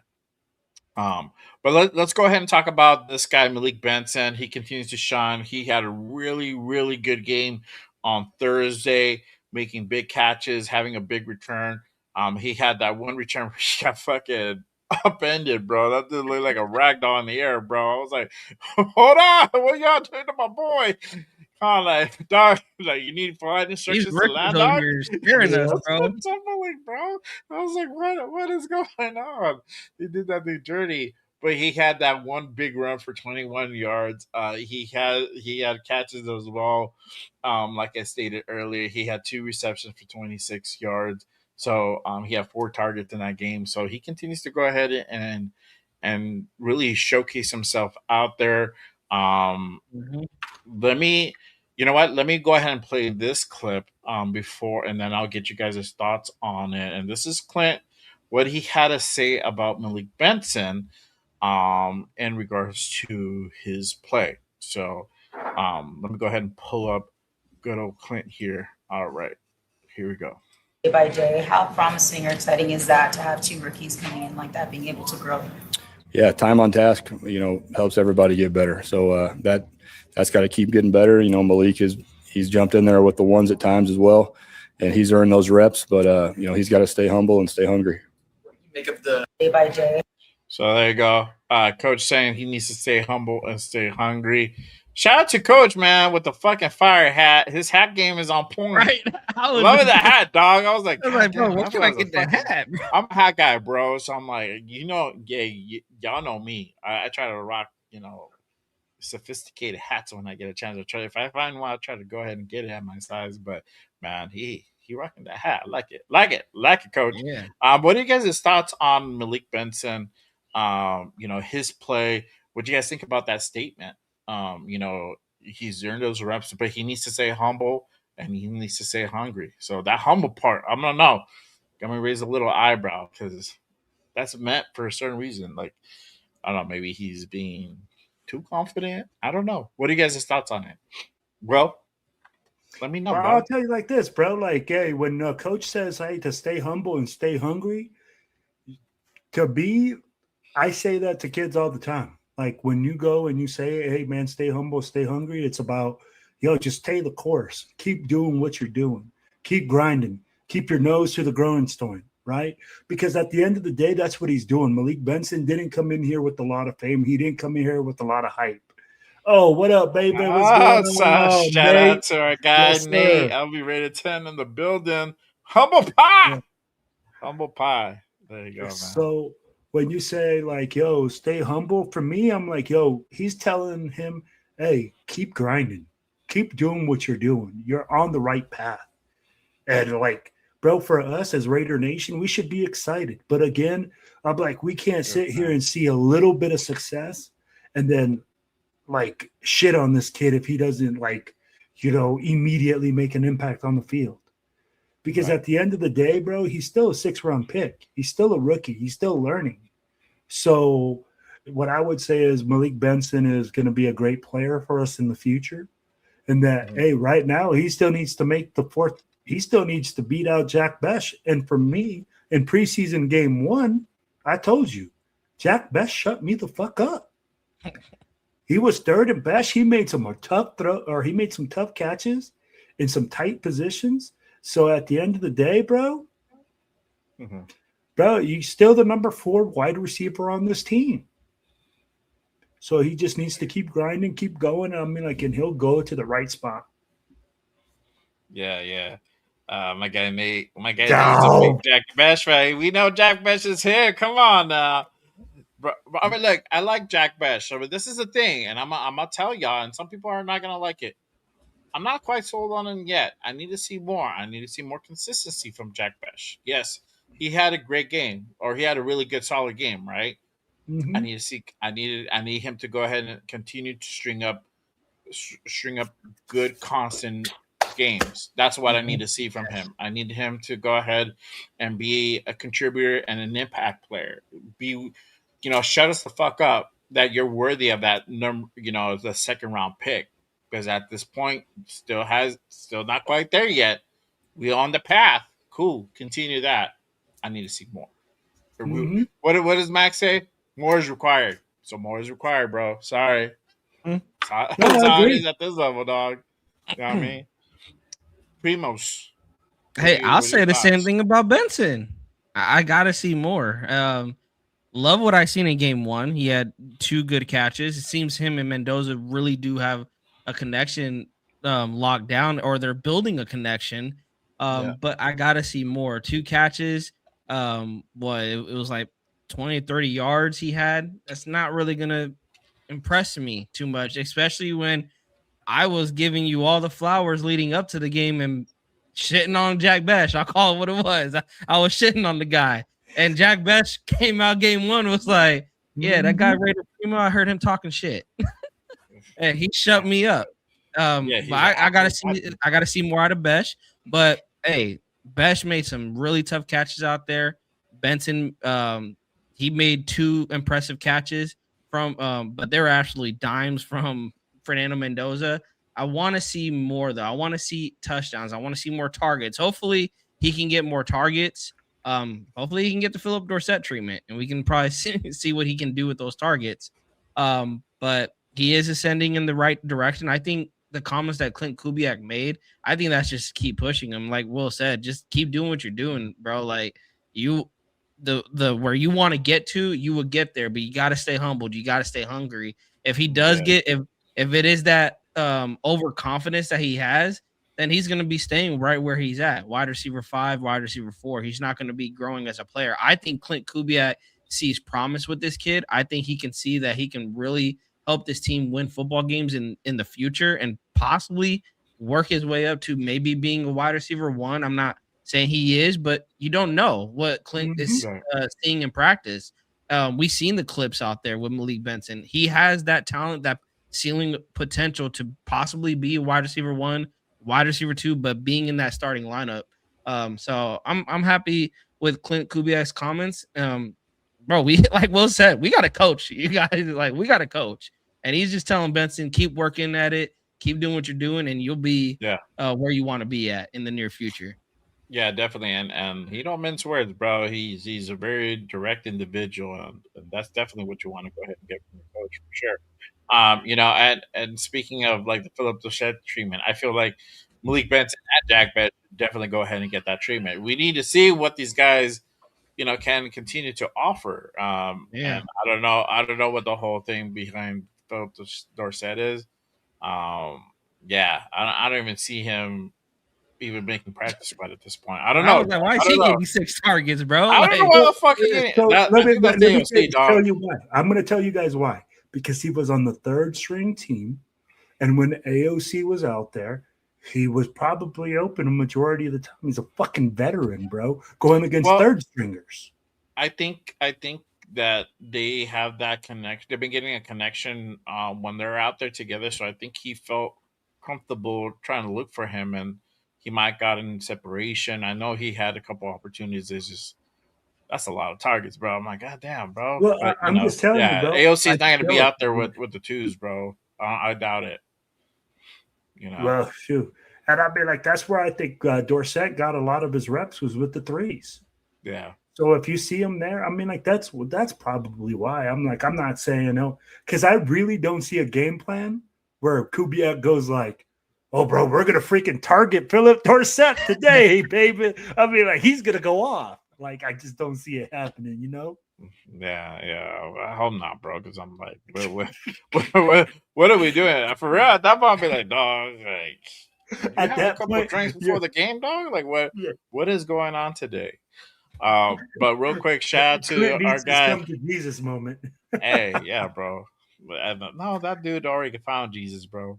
Shout out to our guy Predator in the building. Salute to him. Shout out to my guy gifting 10 jewels, the cold coin. Yeah. I appreciate you, my guy, and gifting 1 Just Raiders membership to the chat. I appreciate you, my guy. Salute to you. Thank you, man. I appreciate it. Congratulations for got that membership. I'm gonna be doing this week's Jay's Corner, the members Q&A. So make sure you guys stay tapped in. I might drop another members only video on a couple things that I might want to go ahead and talk about. So make sure you guys go ahead and stay tuned to that. But again, shout out to my guy Pred with that membership. I appreciate you, my guy. See, there you go. See, agreed, Jay. Shut all the Wills and Leos up. Yeah, dog. For sure. Let's see here. Shout out to my guy G-Fam in the building. Pulling up. Salute. And Big Looks like AOC is just straight hot garbage. Hey, man. I don't know. Hey, look, like I was saying, I was talking about it on Saturday with 805. I was like, man, there's going to be an interesting thing that's going to be coming up in that quarterback room. What's going to happen to AOC? Are they going to roll with 3 quarterbacks? Or are they going to roll with 2 quarterbacks? That's going to be a very interesting question. We're going to go ahead and talk about that after next week's game. We're going to go ahead and see what that potential move is going to be like. Either they're going to carry 3 quarterbacks and carry AOC as the emergency guy, on there, or they're going to go ahead and put his ass in the practice squad. And if y'all know, that runs the risk of another team coming by and picking him up and putting him on their active roster. We saw that last year with our 6th-round pick. I forgot his name. I can't remember his Was it name. Millar or Miller? No, That got Miller. picked up. Cam Miller. So that happened with Cam Miller. Dolphins came in and they went ahead and put him on their active roster for the last, I think, 2 games of the season. I think it was like weeks 16 and 17 or something like that. So they put him on their squad. So it could definitely happen. So it'll be interesting to see how they're going to go ahead and play this out. But that means if you're going to carry 3, that leaves 1 less space for somebody else. So I don't know. That's the thing they have to go ahead and buy. See, there you go. Nate's like, the Go Cam Miller preseason. Go Cam Miller. Preseason, Right? Hey, that's one thing we got, bro. We got goats at quarterback in preseason. Yeah, we kill it preseason, bro. Watch out. There you go. I know exactly. But let me get your thoughts on the defense as a whole. We talked about the first half on the defense. What about the second half? Again, it wasn't a pretty outing. Kenyon Crawford, that's one dude. He didn't have the best game. I expected more from our 3rd-round pick. Didn't have the greatest outing. Kind of whiffed on a couple of plays. He was able to go ahead and get penetration. Pause if necessary, but he was definitely was not able to finish, bro. So I don't know. He got them problems, bro. I don't know. I'm not gonna judge, bro. But definitely needs to go ahead and complete those, bro, for sure. We had Zeke Masses issues with just tackling, bro. Some other people had issues with tackling as well. Not a big impact from Stukes. I think surprisingly, the player that actually had a pretty decent game on defense was Grady Vance, bro. Outside of my guy, Ken Sloan. But Grady Vance was like everywhere. He was there. He was making plays. He was tackling. So I'm surprised. I'm surprised that he had that type of game. So what are you guys' thoughts on that whole second half from the defense? Primos, I'm gonna hit you with that. Let them know. Bro, what Greedy Vance was showing is that he was all around the football. It was, remember in training camp, the defense, even in OTAs, the defense was talking about, Robbie Leonard's talking about see ball, get ball. Like, he was the only one, it seemed, playing to that mindset in the secondary, because it seemed every other person in the secondary, to Masses, to McCoy, like, McCoy wasn't even looking for the football on those 2 touchdowns that he gave up. And Masses, he just can't fit. He doesn't finish. He has tight coverage, but he can't finish and get, like, swatting the ball away. And then issues with tackling. It's like, man, you got it. Like, these are fundamentals. These are basic football. This is basic football. And then Keon Crawford, like, his get off is amazing, and his penetration, pause if necessary. I was like, yes. And then he would not finish the play. And I'm like, bro, like, we see this from Max Crosby. As much as we love Max Crosby, we see it already from Max Crosby. Like, we don't need another guy that can just get there but not finish the play. Hopefully he can clean that up. I was very, very disappointed in Keon's play on Thursday. And Keon Sloan was really the only bright spot. He did the one thing that Keon couldn't do, was get off the line fast, but actually finish the play and sack the quarterback. Yeah, bro. He was the only guy move right there. Yeah, I was like seeing how fast he got off the line. I'm like, quarterback didn't even stand a chance. I was surprised quarterback hung on to the football. Honestly, I thought he would have got a fumble. That would have put the icing on the cake for him. But yeah, this defense, a lot to be desired.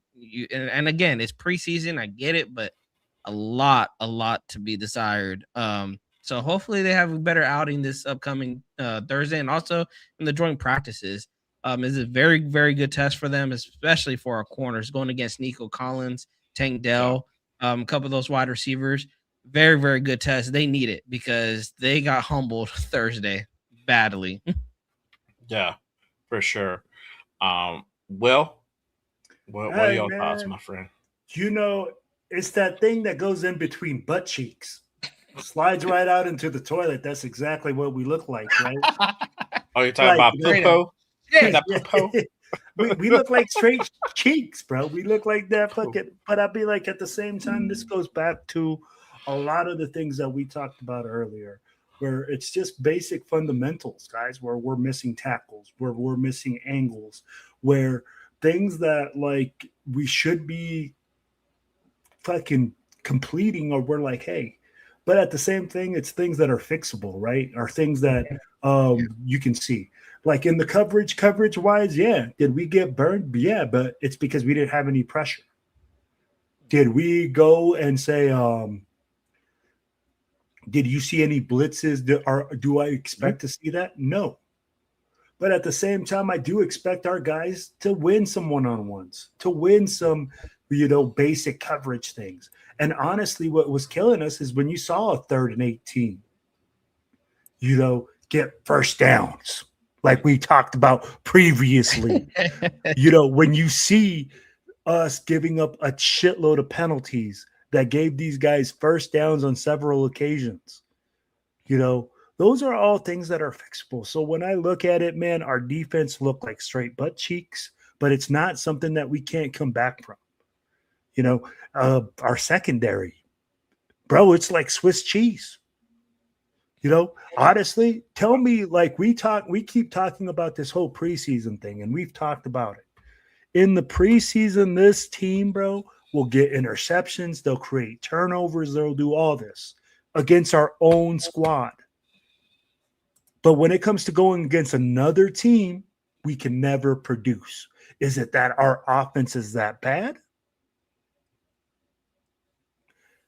You know what I mean? Is it that we're going against the 27th ranked offense in the NFL and we have the 28th ranked defense in the NFL?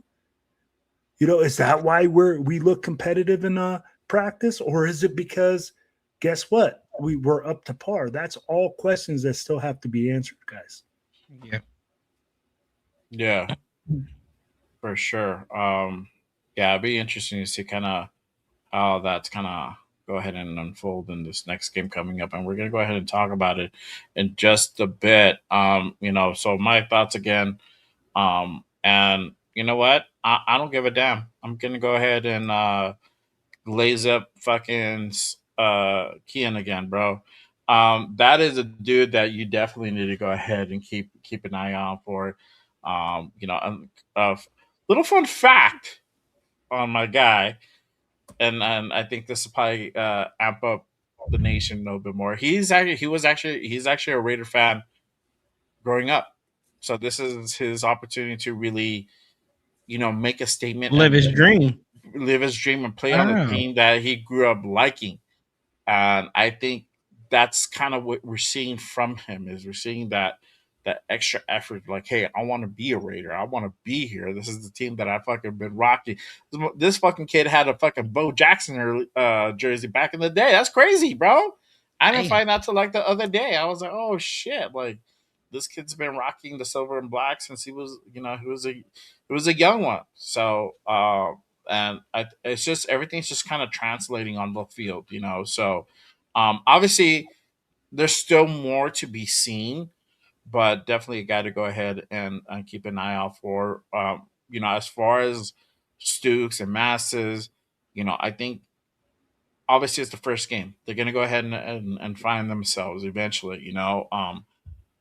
With Masses, these are basic stuff that I hope he gets to go ahead and clean up this week and tomorrow. So hopefully we see a better improvement come Thursday, because if it's continuing the same thing, then he's looking like his actual draft projection or draft pick, because that's kind of what you expect from like a guy who was drafted in the fifth, sixth round, right? Yeah. Yeah. So hopefully there's still a lot of potential with him, but hopefully he cleans that up. Stooks still has a long way to go. He's definitely needs to go ahead and prove out there that we made the right pick. So I don't know if the whole plan with him it's just bring him up slowly, but um, you know having Paul Mao out there at free safety, that's not a strong suit. We saw that last year. They're still playing him again. So I don't know what necessarily is going to happen there. Um, but this might be a short lived thing for Paul Ma. If Stooks can go ahead and get it together, we might see a changing of the guard at free safety. So Yeah. I We don't know. should. We should. Keep an eye. We should. That's what we went Yeah, out and that's got the him thing. at We fucking should. 38. Yeah, that's not where I would have gotten him, and probably most teams probably wouldn't have gotten him, but it is what it is, right? So Yeah. it's all good. He's here now. We're trying to go ahead and wish the best for him. But as of right Yep. now, yeah, it's not panning out exactly like that. So that might change. Look, Jamad, just give him time. He needs time, and that's the bottom line of it. Because he's a fourth round pick, yes, he should have went first round, but he didn't play all last year, so that's the pass he's gonna get. But that pass has an expiration date. So that expiration date is going to be really, really soon. So hopefully he can kind of get it together, figure it out. Again, they had him with the threes today, so maybe he can go back to the drawing board, get a better feel for it. He'll have exposure tomorrow and that joint practice, and hopefully he can go ahead and get some more experience and go ahead and clean up some of the things as well. So hopefully Thursday we see a better Jamad when he's out there. So that's kind of what I'm hoping from them. And Vance, if he can continue that solid play, man, that's all the better. As far as the interior, man, we'll see how Foley plays out. Obviously, today was like day one, so they had him out there. I don't know how much burn he got necessarily. I didn't have that much notes, but he was out there. I did see that. Same thing for Brown. He was out there. So these guys are just barely getting some exposure. But we'll see how they actually pan out because this is literally the first week, and tomorrow they get to go ahead and play against the Texans in that joint practice. So not a whole lot of like in between. But let me go ahead and continue on. Let's go ahead and get into it, y'all. Let's go ahead and preview Thursday's game versus the Texans in Houston at NRG Stadium. Again, tomorrow they have the joint practice together. So they're going to go ahead and get a feel for one another. But let's go ahead and kind of go over the unofficial depth chart real quick. Let me go ahead and get that pulled up for y'all, and we can kind of go over what it looks like at the moment. Here we go. So, boop, boop, boop. All right. Now, let me go back to this view. Yeah, I don't think anything changed from week one. Nah. Hopefully, y'all can see. Let me see if I can blow it up a little bit more. All right. I think that's the best view it's gonna give me. Yeah, All right. So that's the best view you're gonna give me. I already blew it up like 200%. Yeah, I can't. Yeah, I said I can't read it. Yeah. Properly. Yeah, you have to like zoom in. But Yeah. right now, what they have at starting wide receiver, they have Naylor at wide receiver. Then is Thornton, that I don't know if it's necessary. He's gonna play. He's gonna play on Thursday. He's still dealing with some type of injury. Then you got Cedric Jackson behind him, and then Chase Roberts at left tackle. You got our guy Colton, then Charles Grant, Isaiah Jetta, and then Kamara Missouri behind them to round out that position. Left guard, you still have Buford there. Then it's Caleb. Then it's Brendan Daniels. Center, our guy Tyler Lindenbaum. Then you got Meredith, and you got Putnam at the moment. At right guard, you still have JPJ. Now that doesn't mean that cannot change. Again, we'll find out how severe that injury was tomorrow, and then probably the rest of the week. So we'll know by like Thursday what's going to actually happen there. Then you have Mafi. Then you have Nicholas Henning. on that right to end that right guard side. And then you have right tackle, you have DJ Glaze, and then you have Zune. You have Dalton Wagner on right tackle. Brock Bowers right now slated as a starting tight end. Then you got Big Mike Mary. Ian Thomas. Ian Thomas had a pretty good game on Thursday too. He had a big block that helped out with that big 60-yard run from Mike Washington. And then you got Albert O on there as well, Carter Ringett, and then Chris Myarick on there as well.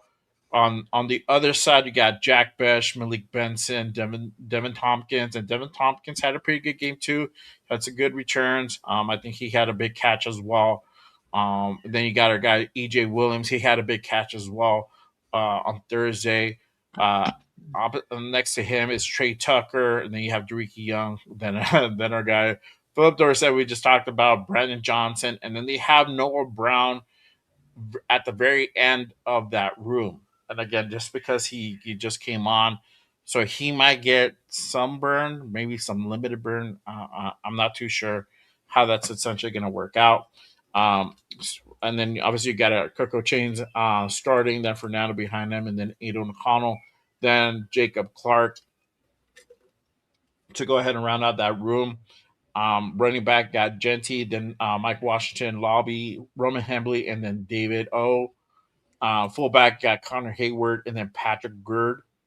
On the opposite side of the ball, you have Mad Max starting, then McCoons, then Jafari Harvey, then our guy Patrick Johnson. And y'all, I don't know if you get anybody noticed, but Patrick Johnson had a pretty good game on Thursday. Yeah, so he got a sack. So guys, just to go ahead and keep an eye out on. So again, what we're looking for from some of these, newer, lesser known guys is just that consistency for them to be continuing making plays. If you're starting to hear this a name being called out by the announcers, that's an indicator right there. Like these guys are just they're being efficient, they're tackling, or they're getting to the quarterback, or they're able to go ahead and complete a sack, all that good stuff, or tackle for loss, whatever the situation may be. Then right now, currently you have Talking Hemingway, then Jonah Lalu, JJ Pegues, and then Gary Smith a third, and then you have our guy Foley Fatukasi. His government name is Foluronsu Fatukasi, but he goes by Foley, bro. So that's his government name. Then you have 805's guy Adam Butler, the Adam Butler, then Thomas Booker, Brandon Cleveland, and then Travian May. At edge, you got Quiddy Pay right now, Kieran Crawford, and then our guy Keon Sloan on edge. So they still have him on edge. So if you guys haven't watched the reel, watch the reel that I posted up after the show, talking about let's see where they because I feel like this guy's gonna make the 53. It's gonna be interesting where they're gonna put him at. They're gonna leave him at edge, or could they put him at linebacker? No, he's gonna play. They're gonna play it, but because he played linebacker throughout college, so that's why I'm throwing that out there. So they might like him at edge. I don't know if they're gonna leave him at edge necessarily. I don't want to say they are. You can say they are. I'm not. Okay, so Jay, I'm gonna tell you like this. Okay, if you watch the film, right, watching him, he's a high motor guy, bro. That he excels at just going after. So why take him away from what he does best? And we need pass rushers. We talked about it. We need guys that can collapse the pocket, and he can be one of them. You could still have him. You could still have him do that as an outside linebacker, if they want to go ahead and put him there to do that same thing. It's just honestly, bro. It just depends how Robbie's gonna scheme this up. So to be honest. Edge is that outside linebacker hybrid. If you think about it, they called it edge because they're in a 3-4-4-2-5 defense that's hybrid, right? So that edge guy can bump out to be that outside linebacker, but then he can also be the ad from that edge. Just food for thought. Okay, Professor fucking Will.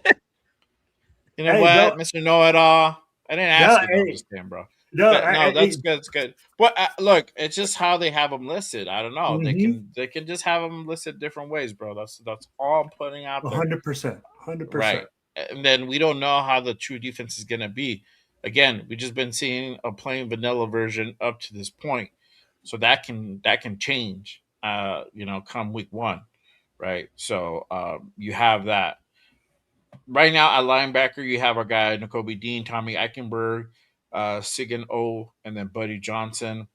On the other side, next to him is Quay Walker, and then our guy, our 7th-round pick, Cody Lindenberg, Cameron McGrone, and then Savian Sori to end that room at the corner, starting corner, CB1, Eric Stokes, and then you have DCAM, and then Jermon McCoy.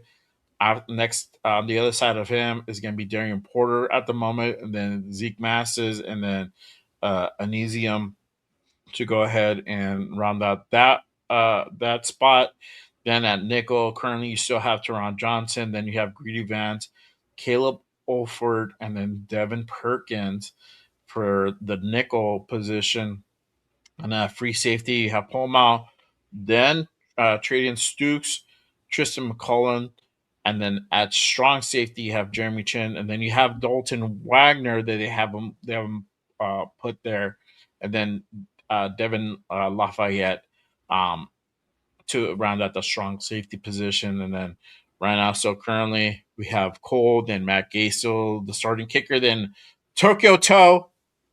Tokyo here. I don't know for how much longer, bro. Then you got Alex Ward, the long snapper, and then Tyler Zansky, the backup, and then they still have Trey Tucker on punt and kick return, and then Lobby, and then Jermon McCoy, and then that doesn't really mean a whole lot because we saw last week they went ahead and they put a bunch of guys out there. Yeah, they put a bunch of guys, so it really doesn't mean a whole lot how they're going to go ahead and really work that. So yeah, I'm not worried about Jermon being out there for kick return. But let me ask you guys this: what are some of the players to go ahead and watch on Thursday? And then I'm gonna hit you guys with this question: what should we be looking for from the offense? And we'll go ahead and start it off there. So, Primos, let us know, bro. Kind of tying the both questions together. Malik Benson, like I said, I want to see more out of him. He had 2 catches, very solid outing for his first game, but there's a lot more hype coming out of camp than what I seen in the first game from him. So I want to see more out of him in this game. Hopefully he can get some more targets. Again, like I said, that Philip Dorsett treatment. Hopefully he can get like 6 to 7 targets and let's see what he does with them. And what should I look from this offense is really the same like last week, just efficiency from our quarterbacks, from Fernando Mendoza. If Kirk plays, don't know if he's going to play or not, but just efficiency. I want to see if our run game can be consistent. Can Mike Washington get another big run in this game? And if not, is that what we're depending on, big runs? Or are we able to grind out those tough yards and just continue wearing out the Texans defense and setting up our bread and butter, which is the play action pass? And that is how we're going to beat or win games from this offense, or at least put up points on the board. So that's really what I'm going to really look for from this offense. It's just really the run game. Can we stay consistent and not just have that one show wonder from last week? Can we continue riding that and not depend on those big runs? Will, what are your thoughts? Oh, bad. What should we look forward to? We should look forward to some more development of our young guys, right? We should really look at this Houston defensive line versus our offensive line. Houston is for real. And they're 2 bookends, bro. We're talking about guys that can get after it. I think it's the number 5 and number 6 defensive end in the league that they have with what's the pair? What I forget the name. Will Anderson Jr. and Daniil Hunter. Bro, so with that pair right there, bro, if we're able to hold our water, if we're able to move the football, if we're able to be efficient, if we're able to hold fucking Kirko straight up and not have him get killed, those are all things we should be looking forward to, are things that are going to challenge our team. This team is 10 times better than our team.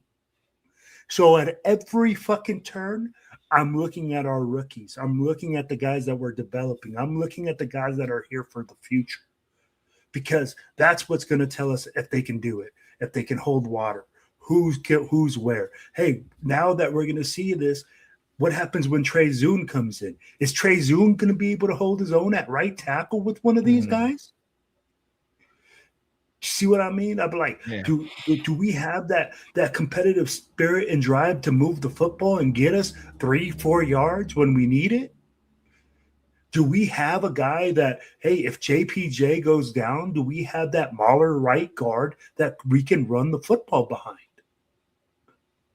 All those little things are going to come to fruition, because guess who's going to be on the opposite side of that fucking defensive line? The number 2 pick that we gave up to get to move back and get Stooks.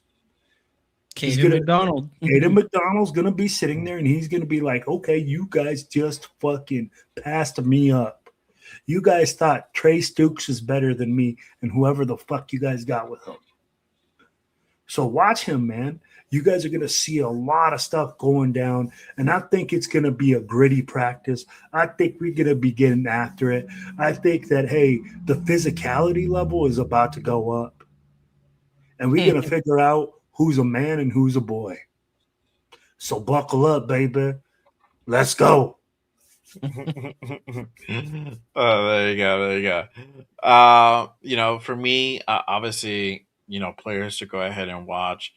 I think it's a given. You got to watch Fernando.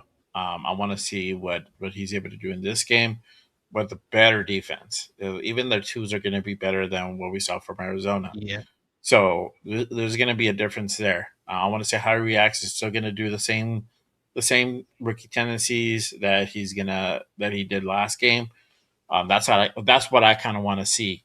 I don't think you would want to run on these guys like that, and just go headfirst into a tackle.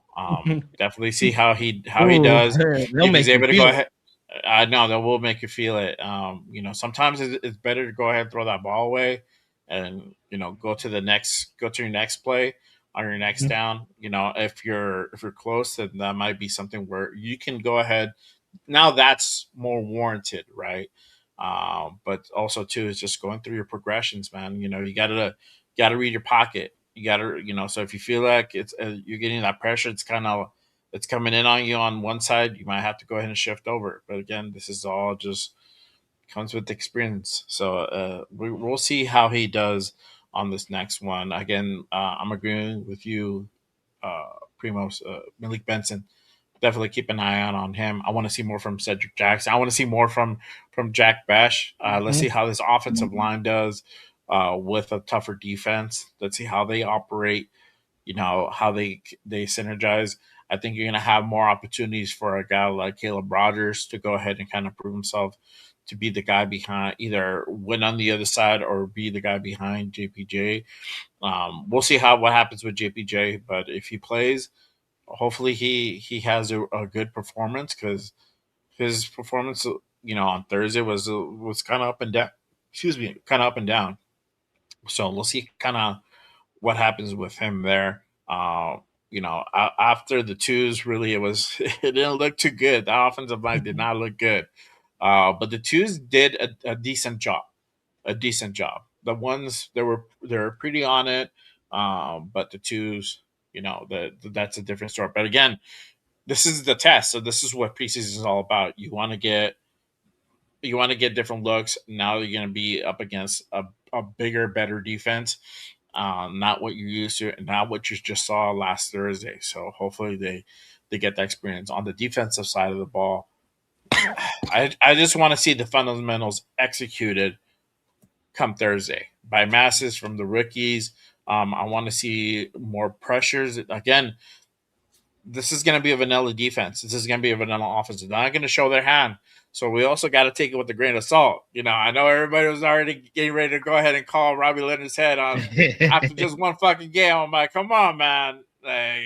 Give the guy some break.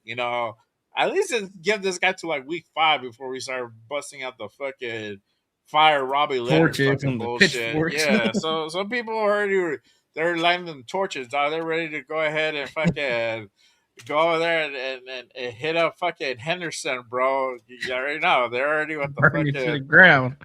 yeah, bro. They're already with We suck again. See, bro, they're already with the pitchforks and everything. I'm like, no, calm down. Like, take it easy. This is fucking game 1 of preseason, bro. First time for Robbie. And again, these guys are not going to show their actual playbook. Because what happens is that teams are fucking smart. They're going to go ahead and get that dialed in, and they know what you're going to be giving. Dishing out week 1, week 2, week 3. So it's like, you gotta kind of ramp it up a little bit. You know what I mean? So definitely preseason. You're just evaluating guys at this point, and that's what you're doing. So hopefully, on the defensive side, the trenches improve. Hopefully, we see something from Adam Butler. Hopefully, we see something from Tonko. Needs to have a better fucking game. I want to see that. Dude. But you know what? Tonka didn't have that bad of a game either. He did okay, but then he did get stuffed a lot, bro, and that's what happened. He's not able to be that factor that we were hearing from camp. So that didn't translate over to the field.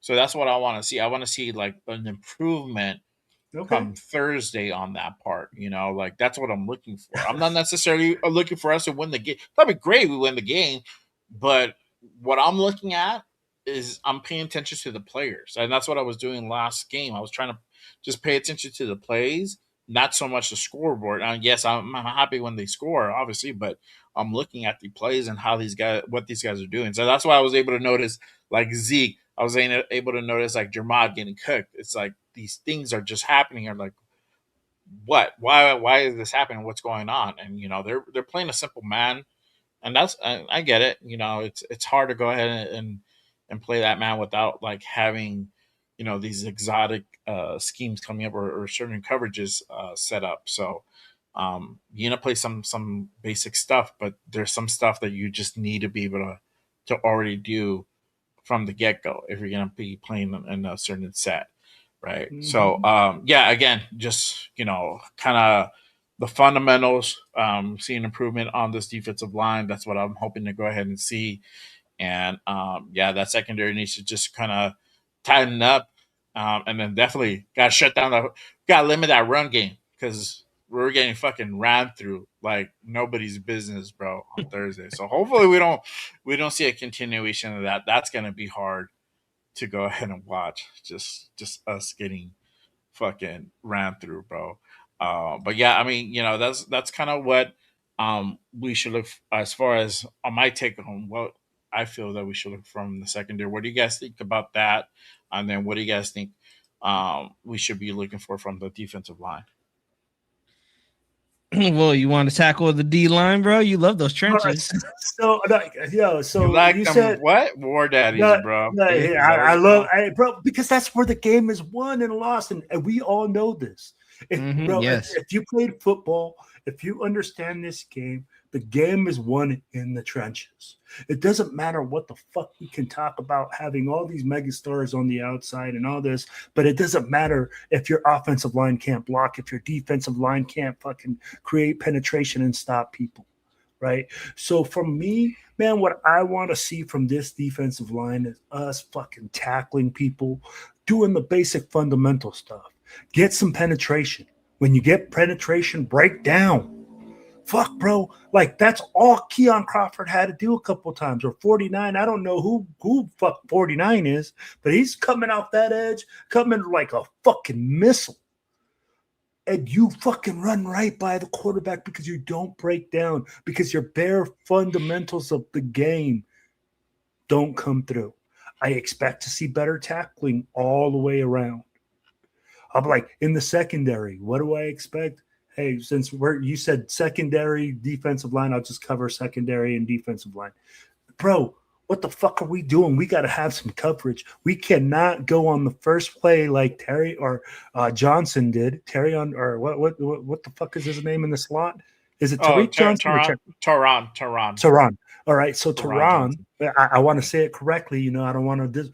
I want Tehran Johnson to go out there and fucking man up. Yeah, and hold his fucking water and not get a fucking 15-yard penalty on the first fucking play that they throw it vertical on him. So all these things have to come to fruition, guys. Even if we're playing basic coverage, I don't give a fuck if they're hitting wide open receivers underneath the coverages where the holes are. That's fucking normal. But us getting burned and us not fucking being able to do the right things and hold the basic fundamentals is what kills me with the fucking Raiders, bro. That's it. Yeah. But we don't have to make a fucking tackle, break fucking down, do the little things that make this game great. And we can be a good fucking team, but we can't get the basics, bro. We run past people. We don't break down on tackles. We don't execute game plans, bro. But I hope that Robbie changes it, and that's what I want to see. And just the fundamentals with the D-line and the secondary. I mean, for the secondary, it's taking bad angles too.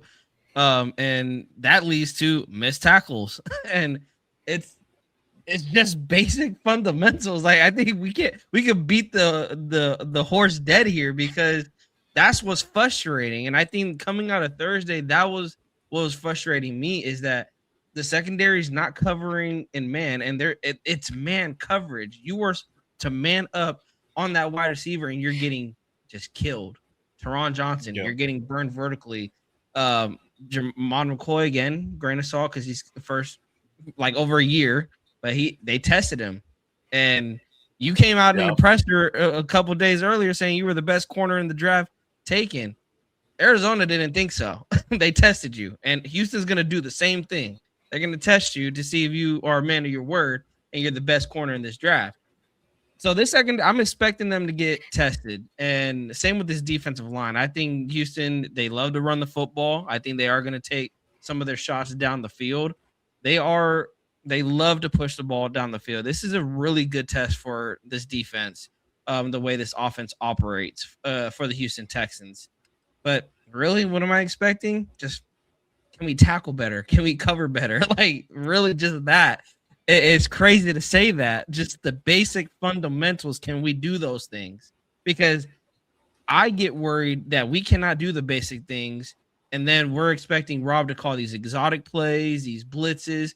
If you can't get the fundamentals down, the basic fundamentals, how can we trust you when we call exotic blitzes and exotic coverages? That's what is going to worry me. If we see the same shit Thursday that we seen this last Thursday, I'm going to start getting concerned about this defense. I'm just going to put it like this, Jay. How can I expect you to be my chef if you can't even make me a PB&J and I'm over here asking for chicken Gordon Bleu? Yeah. You know what I'm saying? I'm like, Primo's hit it on the head. We got to get through the basics in order for us to get into those more exotic looks. Fucking love it, bro. Fucking love it. Yep. I'm going to say this. Special teams definitely needs to improve as well. I didn't put it on the banner, but it's a foregone conclusion.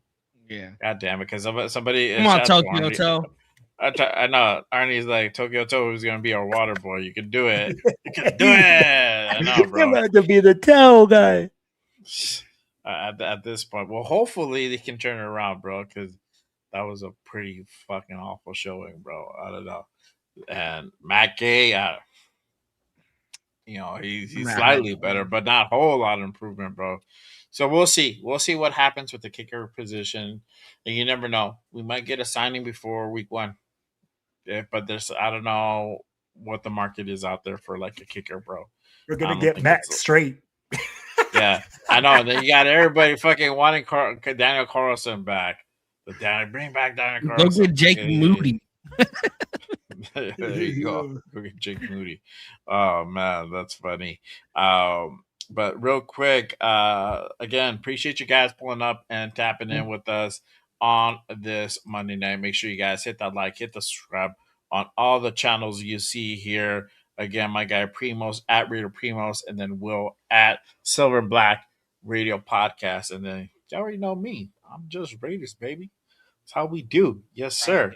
Appreciate you guys pulling up and tapping in. Shout out to my guy G Fam. He's like, buy merch at the JRB store. I got the Brock Bowers Up and Smoke Tea. Get yours now. Let me know. I got the sizes from medium to double chonchis. I got you covered. I don't have uber chonchis. Hey, I'm right there with you, bro. And, I just did not make enough of those, bro. But I got medium to 2XL. So let me know. Hit me up.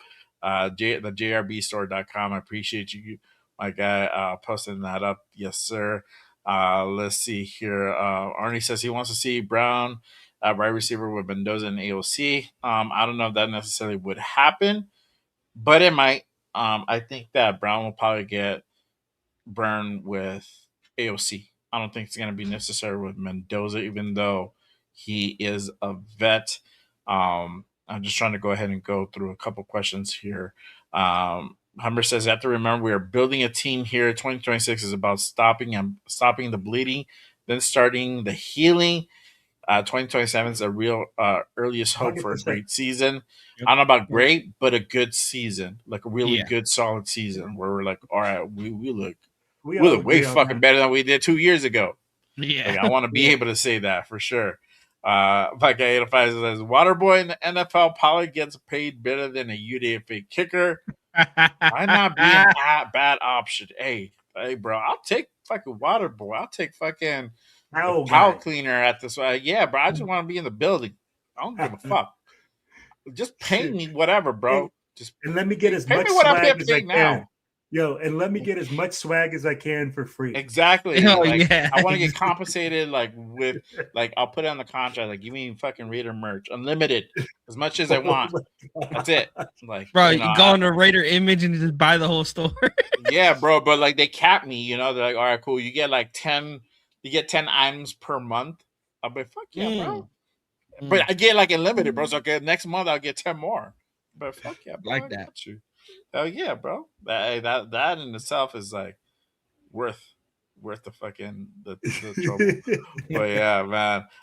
Shout out to Hummer. He says the problem is the D line and CBs need to stall in the early pass until they get their corners, and D line need to get early pressure on the quarterback. Neither of them have it together. Yeah, so it's just kind of just kind of the way they're running it. Again, it's something very simple and plain, not going to show anything crazy. I think once we start getting into the real scheming of it, we're going to have more opportunities. But right now, again, they're just trying to go ahead and evaluate the talent that is there. See what we have and see who. Remember, we're at what 92, 91 players right now, so we got to trim that fucking down to 53, y'all. 53. Yeah. So almost half have to go. We can't keep everybody. We can only keep 20, 22 players on practice squad, something like that. I'm not sure. It's not a whole lot. Nope. I think it's 25, I want to say. I think something it's 22, like you said. 22. I want to say 22. I'm probably wrong. Yeah. If y'all know, correct me. Yeah, but I'm pretty sure it's 22. So yeah, so this we can't keep everybody. So we gotta trim the fat, as they say. So it has to come from somewhere. So yeah, sometimes it's not gonna look pretty, but yeah, man. Other than that, let's see here, real quick.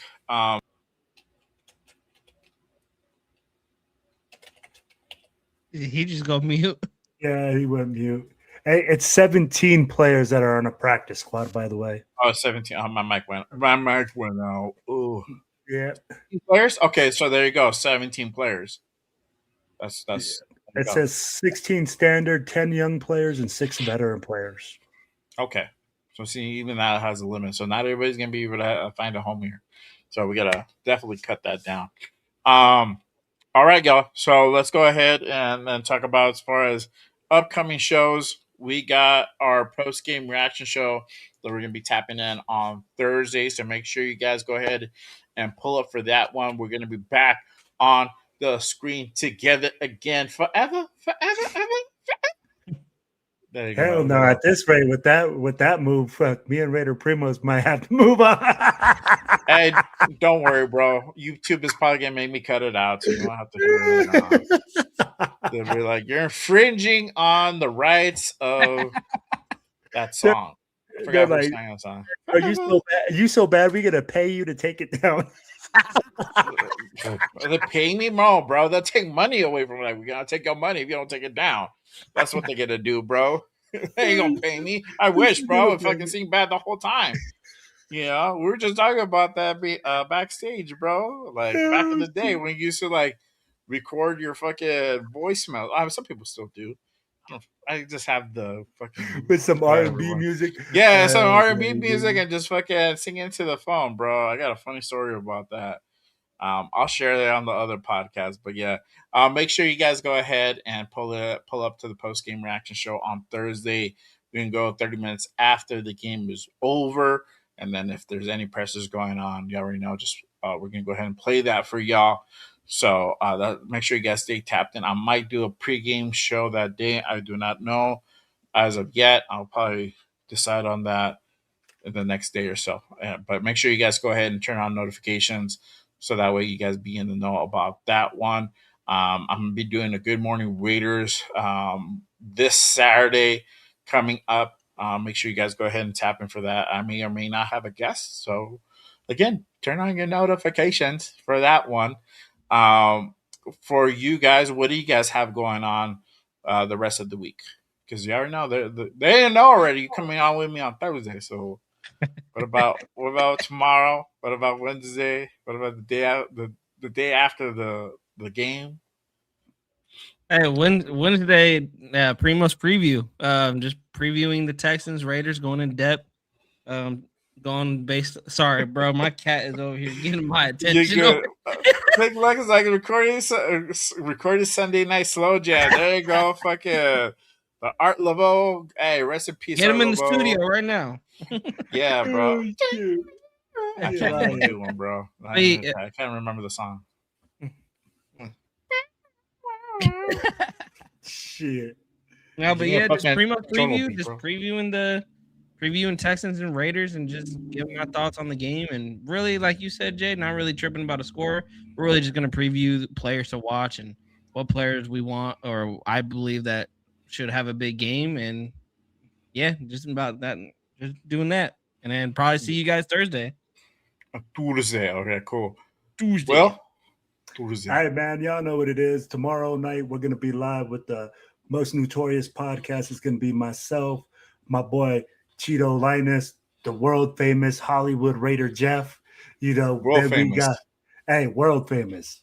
Get CBS right, certified. Yes, sir. Yes, sir. Some respect on that name. Hey, then we got our boy LB Raider 10 joining us, man, and we're going to be all together, man. We'll be live at 7 p.m. Pacific Standard Time. Then on Thursday, you guys already know, hey, Silver and Black Radio Podcast is joining up with Raiders Unleashed because the games are going. So, again, I didn't know you were doing a show with fucking Rebel, dog. Yeah.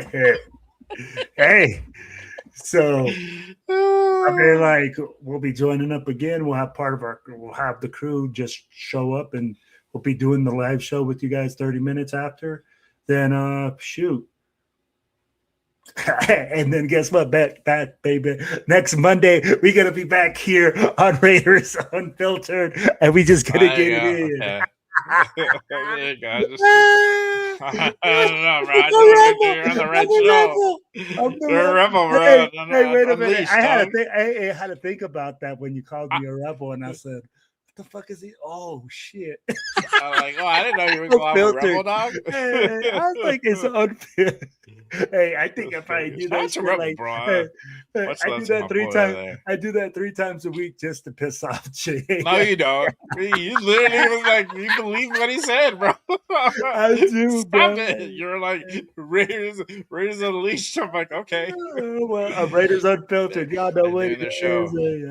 Hey, y'all know what, man. Then we back here on Monday. Much love to my boy, bro. Make sure you guys go ahead and head on over and give him a follow for sure. Shout out to my dude shit. over there, man. I gotta link up with that dude for sure. It's been a hot minute. It's been a hot minute. That's what we got going on for the next few days. So we got things coming up. Make sure you guys go also be aware for that hot content dropping.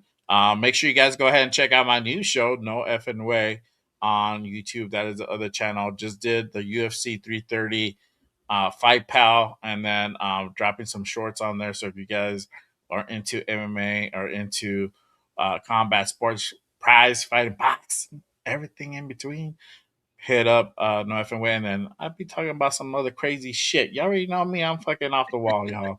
So if you want to hear some funny shit, funny off the wall shit, check that out. No Effing Way. But yeah, it was fun, man. It was fun on Saturday. It was cool, man.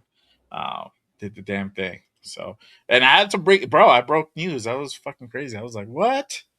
Somebody retired in the ring and on the cage. So I was like, oh shit, what the fuck? What the heck? He said, shout out Yeah. to the field Shields. Okay, there you go. That's what's up. To Clarissa Shields. All right. But other than that is it for y'all. Again, appreciate you guys. Make sure, again, hit that like, hit that subscribe on the way out, y'all, on all the channels. But that is it for us this evening.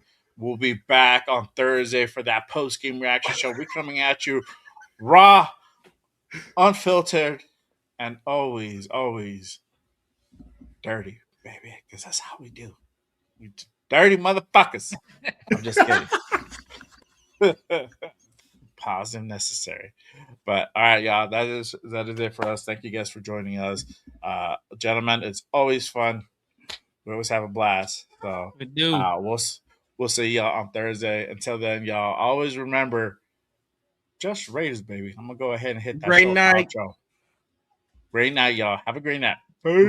J Ray, the creator with the killer content, hot takes and the dopest.